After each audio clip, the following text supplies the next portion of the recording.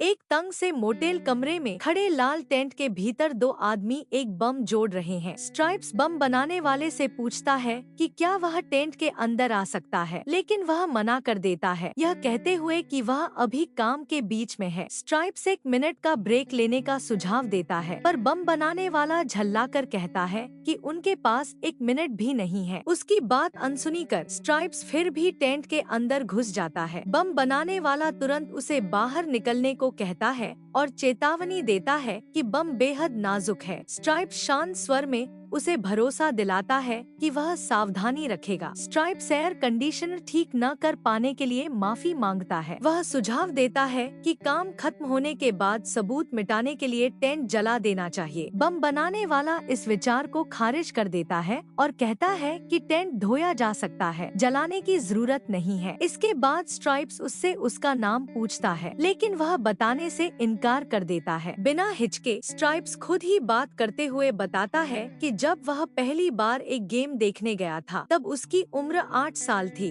यह साफ है कि जो वे कर रहे हैं उससे वह बुरी तरह डरा हुआ है और इसी डर को संभालने के लिए वह अपने बचपन की बातें किए जा रहा है, खामोशी भरने और खुद को स्थिर रखने के लिए। अचानक स्ट्राइप्स टेंट से बाहर भागता है और उल्टी कर देता है। बम बनाने वाला उसे पानी पीने को कहता है। खुद को शांत करने की कोशिश में स्ट्राइप्स ध्यान भटकाने के लिए टीवी चला देता है। जब बम बनाने वाला आखिरकार टेंट से बाहर आता है तो स्ट्राइप्स गायब होता है। बिस्तर पर उसे एक चिट्ठी मिलती है जिस पर लिखा है, मैं यह नहीं कर सकता, माफ करना। कुछ समय बाद बम बनाने वाला तैयार हो रहा है और टीवी पर लक्ष्य सम्मेलन का लाइव प्रसारण चल रहा है। तभी दरवाजे पर दस्तक होती है। वह शॉवर से बाहर निकलता है और कमरे में पहले से मौजूद एक रिपेयरमैन को देखता है। बम बनाने वाला उससे बाद में आने को कहता है, लेकिन रिपेयरमैन जवाब देता है कि वह बस 1 मिनट में निपट जाएगा। बम बनाने वाला जोर देता है कि वह निकलने ही वाला है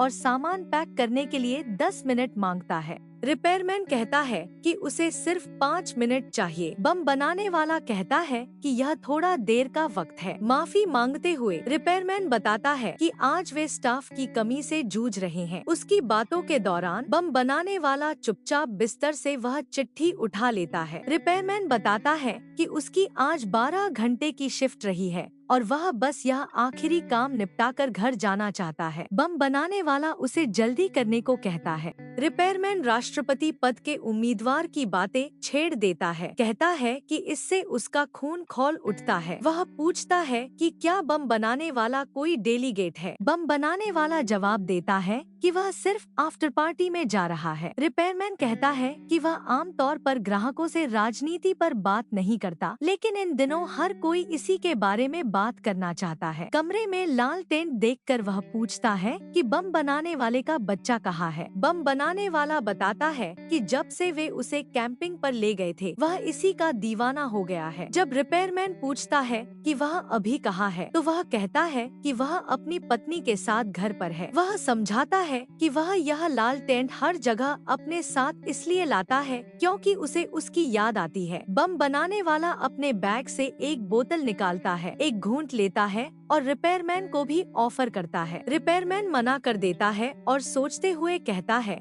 कि क्या देश वाकई किसी इतने रियल इंसान के लिए तैयार है। वह कहता है कि वह उसे वोट देने वाला है और जोड़ता है कि चाहे कोई भी जीते सड़कों पर गुस्से से भरे लोग घूमते नजर आएंगे। इसी दौरान रिपेयरमैन से एक औजार हाथ से छूटकर गिर जाता है। बम बनाने वाला झल्लाकर उसे सावधान रहने को कहता है, फिर तुरंत अपनी तीखी प्रतिक्रिया के लिए माफी भी मांग लेता है। रिपेयरमैन बात को टाल देता है और कहता है कि कोई बात नहीं। वह जोड़ता है कि इतनी बड़ी रात पर वह खुद भी नर्वस रहता। बम बनाने वाला शराब का एक और घूंट लेता है। इस बार रिपेयरमैन भी एक सिप मांगता है। बम बनाने वाला बोतल आगे बढ़ाता है, लेकिन रिपेयरमैन एक कप मांगता है, यह कहते हुए कि वह जर्म्स को लेकर थोड़ा ज्यादा सतर्क है। जब रिपेयरमैन यूं ही लाल टेंट के अंदर झांकने की कोशिश करता है तो बम बनाने वाला उसे ठीक वक्त पर रोक लेता है। रिपेयरमैन अपना ड्रिंक लेता है और फिर से काम में लग जाता है। तभी अचानक टेंट के भीतर से बीप करने की आवाज आने लगती है। बम बनाने वाला सन्न रह जाता है, फिर घबराकर टेंट के अंदर दौड़ता है। आवाज बम से आ रही होती है। वह उससे जुड़े फोन को खोलता है। वह बस एक अलार्म होता है। वह उसे बंद कर देता है। हिला हुआ सा वह बाहर आता है और भारी मन से बिस्तर पर बैठ जाता है। रिपेयरमैन पूछता है कि सब ठीक है या नहीं। सीधे जवाब देने के बजाय बम बनाने वाला उससे एक सवाल पूछता है, अगर उसके पास टाइम मशीन होती और वह समय में पीछे जाकर हिटलर को हिटलर बनने से पहले रोक सकता तो क्या वह ऐसा करता?